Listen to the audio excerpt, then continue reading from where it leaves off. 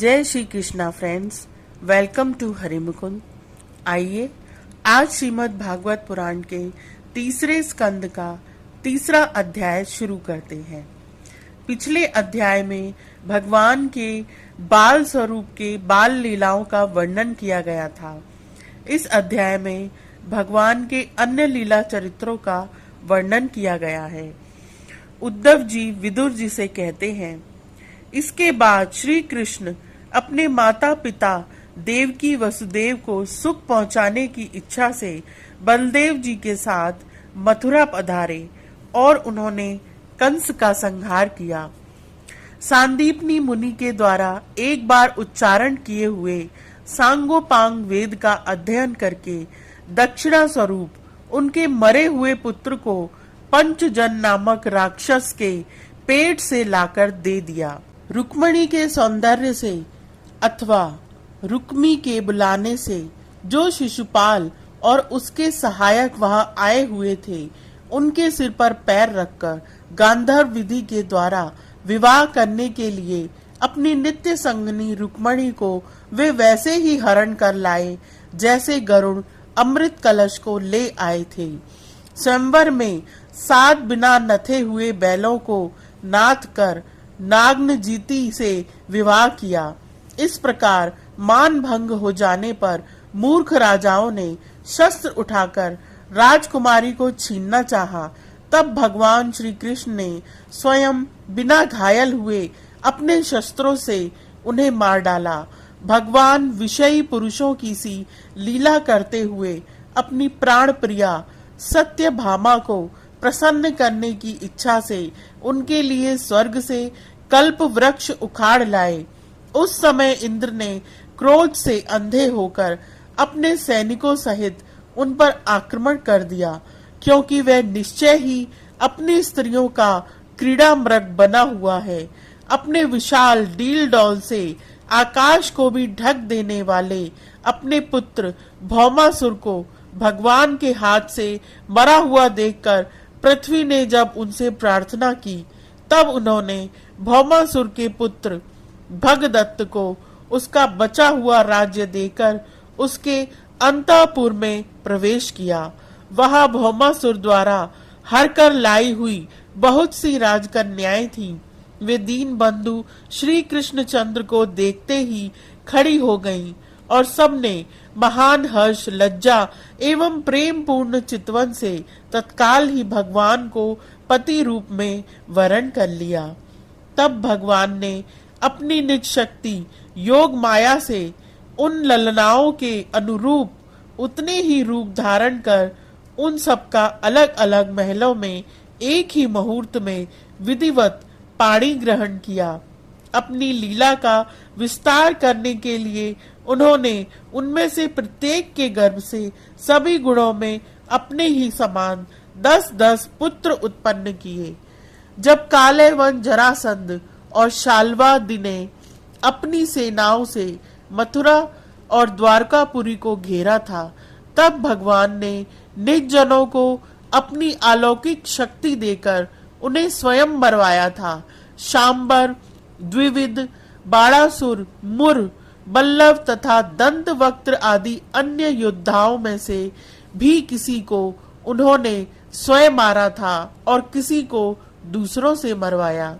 इसके बाद उन्होंने आपके भाई धृतराष्ट्र और पांडु के पुत्रों का पक्ष लेकर आए हुए राजाओं का भी संहार किया, जिनके सेना सहित कुरुक्षेत्र में पहुंचने पर पृथ्वी डगमगाने लगी थी।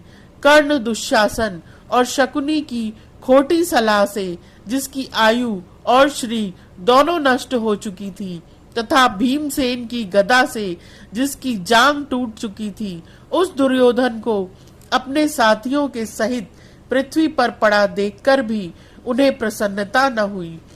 वे सोचने लगे, यदि द्रोण, भीष्म, अर्जुन और भीमसेन के द्वारा इस 18 अक्षौहिणी सेना का विपुल संहार हो भी गया, तो इससे पृथ्वी का कितना भार हल्का हुआ।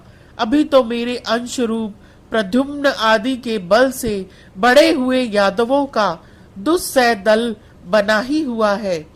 जब ये मधुपान से मतवाले हो लाल लाल आंखें करके आपस में लड़ने लगेंगे, तब उससे ही इनका नाश होगा। इसके सिवा और कोई उपाय नहीं है।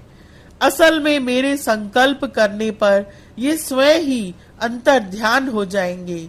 यह सोचकर भगवान ने युधिष्ठिर को अपनी पैतृक राजगद्दी पर बिठाया और अपने सभी सगे संबंधियों को सत्पुरुषों का मार्ग दिखाकर आनंदित किया। उत्तरा के उदर में जो अभिमन्यु ने पुरु वंश का बीज स्थापित किया था, वह भी अश्वत्थामा के ब्रह्मास्त्र से नष्ट सा हो चुका था, किंतु भगवान ने उसे बचा लिया।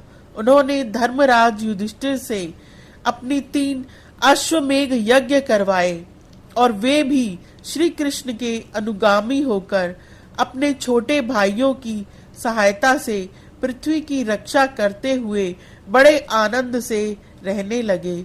विश्वात्मा श्री भगवान ने भी द्वारिकापुरी में रहकर लोक और वेद की मर्यादा का पालन करते हुए सब प्रकार के भोग भोगे, किंतु सांख्य योग की स्थापना करने के लिए उनमें कभी आसक्ति नहीं हुए। मधुर मुस्कान, स्नेहमयी चितवन, सुधामयी वाणी, निर्मल चरित्र और समस्त शोभा और सुंदरता के निवास अपने श्री विग्रह से लोक परलोक और विशेषतया यादवों को आनंदित किया तथा रात्रि में अपनी प्रियाओं के साथ क्षणिक अनुराग युक्त होकर समयोचित विहार किया और इस प्रकार उन्हें भी सुख दिया। इस तरह बहुत वर्षों तक विहार करते करते उन्हें गृहस्थ आश्रम संबंधी भोग सामग्रियों से वैराग्य हो गया। ये भोग सामग्रियां ईश्वर के अधीन हैं और जीव भी उन्हीं के अधीन है। जब योगेश्वर भगवान श्री कृष्ण को ही उनसे वैराग्य हो गया, तब भक्ति योग के द्वारा उनका अनुगमन करने वाला भक्त तो उन पर विश्वास ही कैसे करेगा। एक बार द्वारकापुरी में खेलते हुए यदुवंशी और भोजवंशी बालकों ने खेल खेल में कुछ मुनीश्वरों को चिढ़ा दिया। तब यादव कुल का नाश ही भगवान को अभीष्ट है, यह समझकर उन ऋषियों ने बालकों को शाप दे दिया। इसके कुछ ही महीने बाद भावी वश वृषणी भोज और अंधक वंशी यादव बड़े हर्ष से रथों पर चढ़कर प्रभात क्षेत्रों को गए। वहां स्नान करके उन्होंने उस तीर्थ के जल से पितर देवता और ऋषियों का तर्पण किया तथा ब्राह्मणों को श्रेष्ठ गौएं दी। उन्होंने सोना चांदी शैया वस्त्र मृग चर्म कंबल पालकी रथ हाथी और ऐसी भूमि जिससे जीविका चल सके तथा नाना प्रकार के सरस अन्न भी भगवत दर्पण करके ब्राह्मणों को दिए। इसके पश्चात गौ और ब्राह्मणों के लिए ही प्राण धारण करने वाले उन वीरों ने पृथ्वी पर सिर टेककर उन्हें प्रणाम किया। यह अध्याय यही समाप्त होता है। आज के लिए इतना ही। Please like, share and subscribe my channel. Thank you.